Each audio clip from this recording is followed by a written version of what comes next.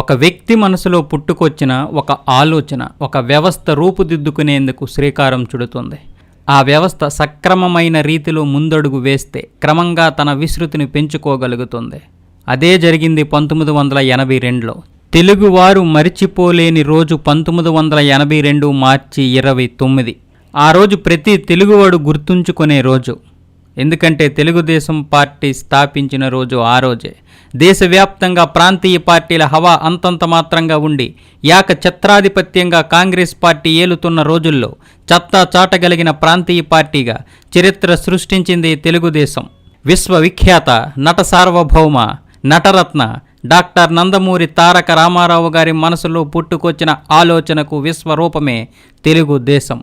అయితే ఒక పార్టీ అయినా ఒక సంస్థ అయినా వ్యవస్థాపకుల చేతుల్లోనే ఎల్లకాలం ఉండిపోదు. ఏవో కొన్ని కారణాల వల్ల అధికార మార్పిడి అనేది అనివార్యం. తెలుగుదేశం పార్టీ పగ్గాలు కూడా కాలక్రమంలో నారా చంద్రబాబు నాయుడు చేతికొచ్చాయి. ఎందుకు వచ్చాయో ఎలా వచ్చాయో అందరికీ తెలిసిన విషయమే. చాలామంది అది వెన్నుపోటు అనొచ్చు, లేకపోతే నైవంచన అనొచ్చు, లేకపోతే మోసం అనొచ్చు, లేకపోతే అధికార దాహం అనొచ్చు. మరికొంతమంది పార్టీని కాపాడడానికే అనొచ్చు, మరికొంతమంది అతని లేకపోతే ఈరోజు తెలుగుదేశం లేదు అని అనొచ్చు. ఇందులో వాస్తవం ఏంటనేది అందరికీ తెలుసు.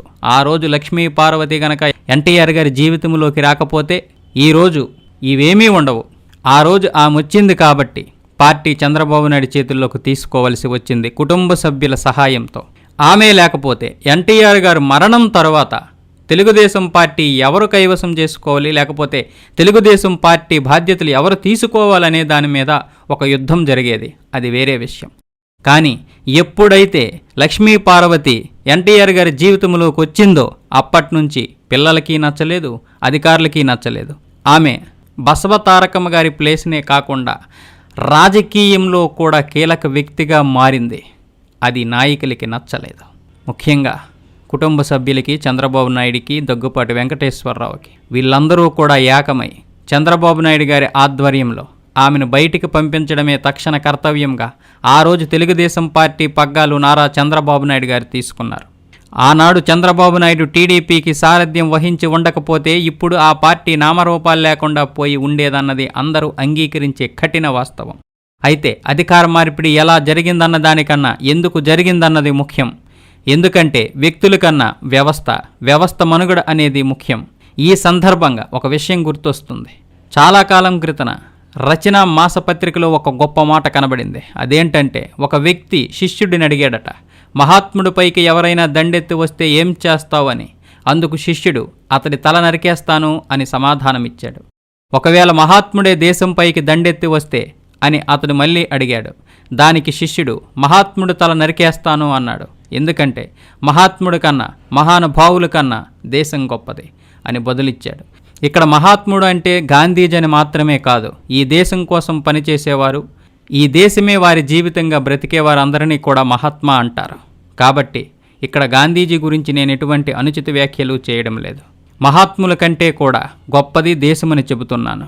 వ్యవస్థ మనుగడలో అధికార మార్పిడి అనేది పాత నీరు పోతూ ఉంటుంది, కొత్త నీరు వస్తూ ఉంటుంది అన్న చందంగా జరుగుతూ ఉంటుంది. ఇకపోతే చాలా కాలం క్రితం నుండే భవిష్యత్తులో తెలుగుదేశం పగ్గాల్ని నారా లోకేష్ చేపడతాడా, లేక జూనియర్ ఎన్టీఆర్ రంగప్రవేశం చేసి ఆయన టీడీపీ సారథిగా కొనసాగుతారా అనే విస్తృతమైన చర్చకు దారితీసింది. నిజానికి ఇదే తేలిగ్గా తీసి పడేసే అంశమేమి కాదు. 1995లో చంద్రబాబు నాయుడు గారు తెలుగుదేశం పార్టీ పగ్గాలు చేపట్టిన నాటి నుండి 2004 వరకు కూడా తెలుగుదేశం పార్టీని ఉమ్మడి ఆంధ్రప్రదేశ్లో అప్రతిహతంగా విజయ పదంలో నడిపించారనడంలో ఎలాంటి సందేహమూ లేదు. అయితే ఈ 10 సంవత్సరాల కాలంలో ఆయనపై వ్యతిరేకత వచ్చిన మాట వాస్తవం. వ్యవసాయాన్ని పట్టించుకోకుండా కేవలం అభివృద్ధి అంటూ ఐటీని మాత్రమే పట్టించుకొని 2020 విజన్తో ముందుకెళ్లినటువంటి చంద్రబాబు నాయుడు గారు 2004లో బొక్కబార్లా పడి ఓడిపోయారు. ఆనాడు ఆయన ఓడిపోవడానికి ఆయన చేసిన తప్పిదాలు కొన్ని అయితే, ప్రజా వ్యతిరేకత కొంత అయితే, వైఎస్ రాజశేఖర రెడ్డి గారి పాదయాత్ర సహాయం చేసింది. కాంగ్రెస్ చేతికి అధికారం ఇవ్వాలని, వైఎస్ రాజశేఖర రెడ్డి గారిని ముఖ్యమంత్రిగా చూడాలని చాలామంది ఆనాటి ప్రజలు అనుకున్నారు. ఉచిత కరెంటుతో మొదలైన ఆ రోజు సంక్షేమ పథకాలు ఆయన్ని విజయ పదంలో నడిపించాయి. 2004 నుంచి 2014 వరకు తెలుగుదేశం దుర్దశలో నడిచింది. ఈ 10 సంవత్సరాల కాలంలో అనేక పరిణామాలు చూసింది. అప్పటికింకా నారా లోకేష్, జూనియర్ ఎన్టీఆర్ ఇద్దరూ చిన్నవారే. భవిష్యత్ ఎలా నిర్ణయిస్తుందో తర్వాత సంగతి. చంద్రబాబు నాయుడు మాత్రమే తెలుగుదేశం పార్టీని నడిపించుకొచ్చాడు. 2004లో ఓడిపోయిన తర్వాత 2009 వచ్చే నాటికి తెలుగుదేశం పార్టీకి మరొక పిడుగు లాంటి వార్త తెలిసిందే. 2008లోనే మెగాస్టార్ చిరంజీవి గారు ప్రజారాజ్యం పార్టీ పెట్టడం. ఈ పార్టీ పెట్టడం వల్ల వైఎస్ రాజశేఖర రెడ్డికి, కాంగ్రెస్కి కలిసి వస్తుంది తప్ప తెలుగుదేశం పార్టీకి ఎట్టి పరిస్థితుల్లోనూ ఇది కలిసి రాకపోగా ఇది మైనస్ అవుతుందని చంద్రబాబు నాయుడు ఆనాడే గ్రహించాడు. కాబట్టి చిరంజీవి గారికి ధీటుగా నందమూరి వంశంలో ఉండే ఒకే ఒక్కడు జూనియర్ ఎన్టీఆర్ మాత్రమే. బాలకృష్ణ గారు చరిష్మా ఉంది, బాలకృష్ణ గారు అగ్ర నటుడే. కానీ బాలకృష్ణ మించి ఇప్పుడు తెలుగుదేశంకి ఆ రోజు కావలసి వచ్చింది స్టార్ చరిష్మా. ఆ సమయంలో చంద్రబాబు నాయుడికి కనిపించిన ఒకే ఒక్కడు జూనియర్ ఎన్టీఆర్.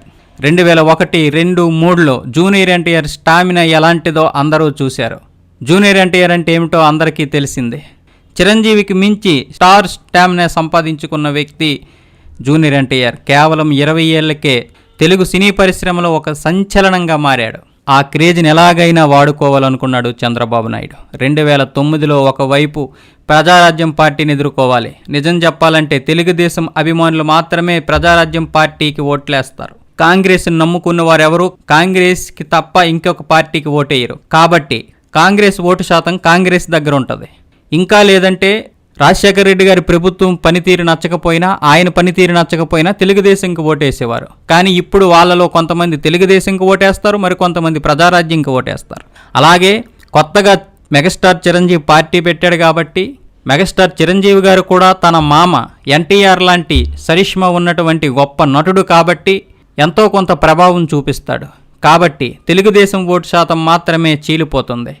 కొంత ప్రజారాజ్యం పార్టీకి, కొంత తెలుగుదేశం పార్టీకి పడితే మిగతాదంతా కాంగ్రెస్కి పడుతుంది. కాబట్టి ఇక్కడ లాభపడేది కాంగ్రెసు, నష్టపోయేది తెలుగుదేశం. దీనివల్ల చిరంజీవి గారు ముఖ్యమంత్రి అవ్వకపోగా ముఖ్యమంత్రి అయ్యే చంద్రబాబు నాయుడిని అవ్వకుండా చేయడమే ఇక్కడ ప్రధాన లక్ష్యం అయిపోయింది. నిజానికి చిరంజీవి గారికి ఇవేమీ తెలియదు, కానీ చంద్రబాబు నాయుడు అవన్నీ గ్రహించాడు. అందుకే జూనియర్ ఎన్టీఆర్ని ఎలాగైనా తెలుగుదేశం పార్టీ క్యాంపెయినర్గా, స్టార్ క్యాంపెయినర్గా తీసుకొచ్చాడు.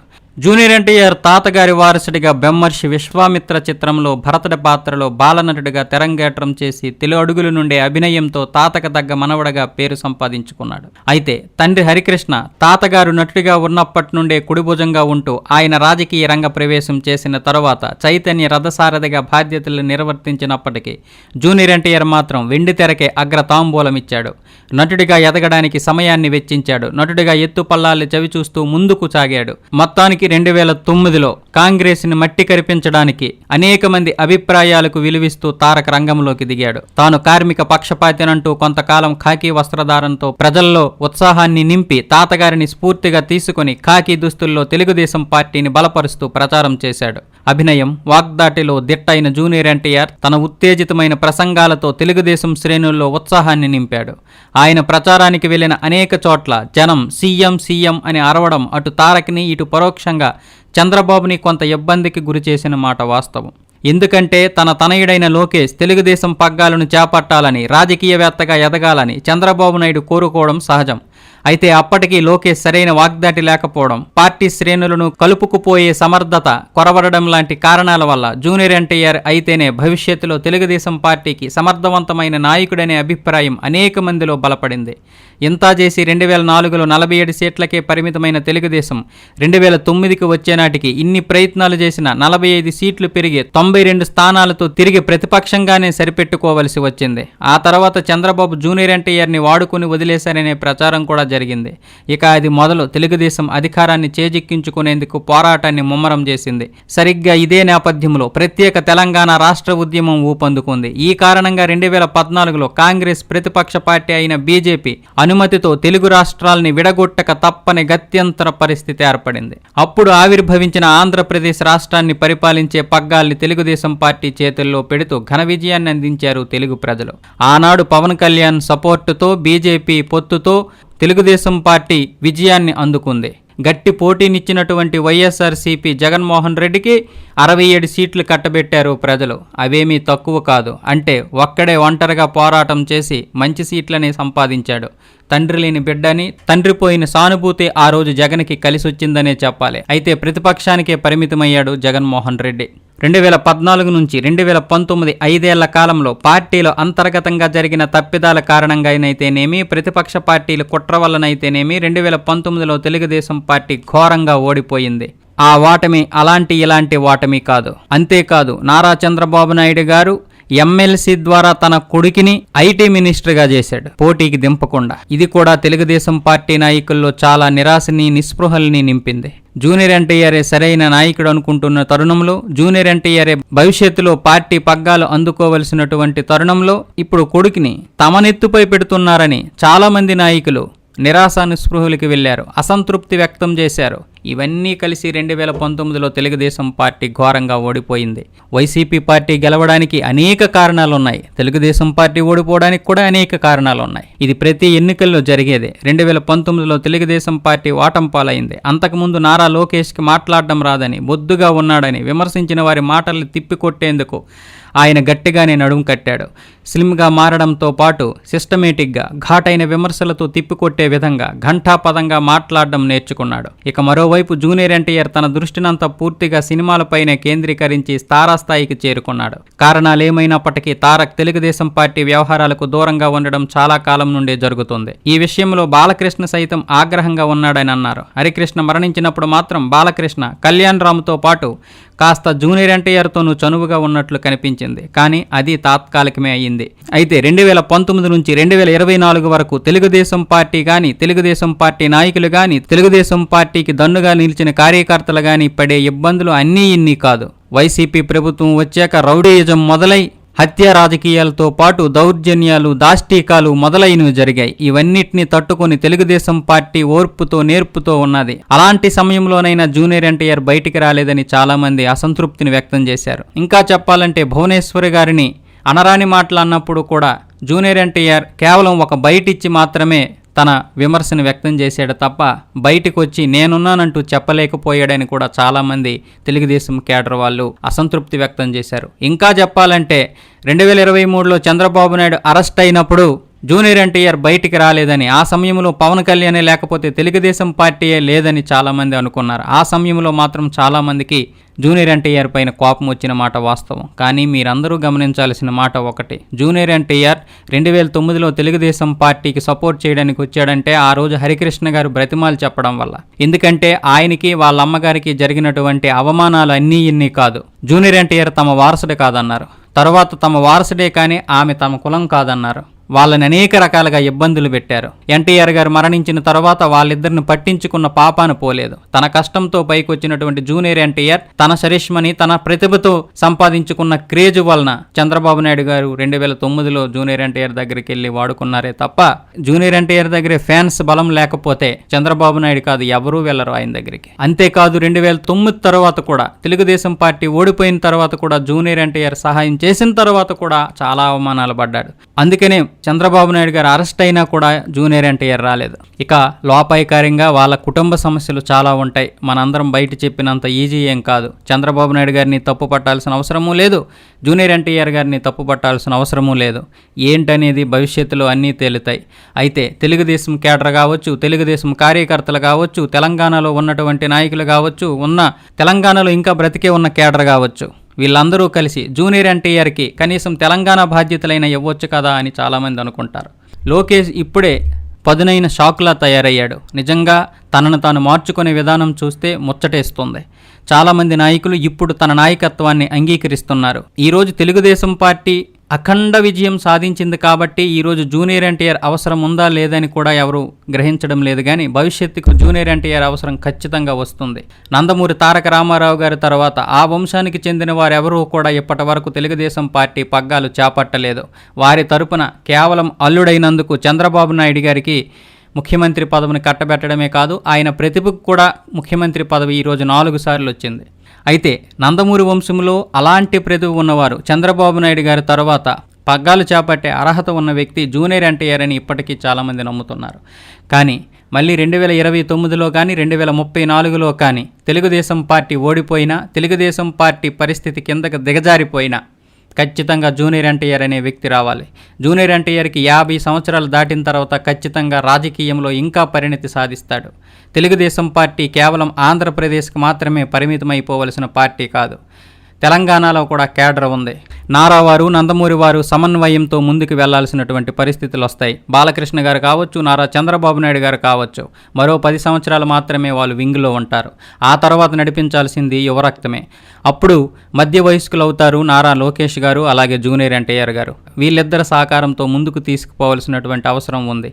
లేకపోతే తెలుగుదేశం పార్టీ పరిస్థితి చాలా దారుణంగా తయారయ్యే అవకాశం కూడా ఉంది. వైసీపీని ఇప్పుడు తక్కువ అంచనా వేయలేం. 2029లో గనక అధికారంలోకి వస్తే ఆ తర్వాత వాళ్ళు చేసే అరాచకాలు అన్నీ ఇన్ని ఉండవు. ఎందుకంటే 2019లో అధికారంలోకి వచ్చి 30 సంవత్సరాల పాటు పరిపాలిస్తామని ప్రగల్భాలు పలికి అలా చేయడానికి వాళ్ళు అన్ని ప్రయత్నాలు చేశారు. కానీ ప్రజలు అవేమీ సాగనివ్వకుండా 5 సంవత్సరాలకే పరిమితం చేసి జగన్ని తొంగలో తొక్కేశారు.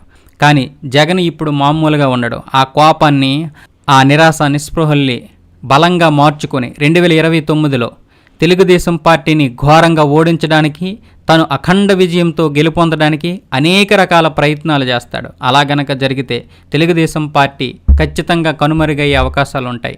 అప్పుడు వీళ్ళు రెచ్చిపోయే విధానం అంతా ఇంత ఉండదు.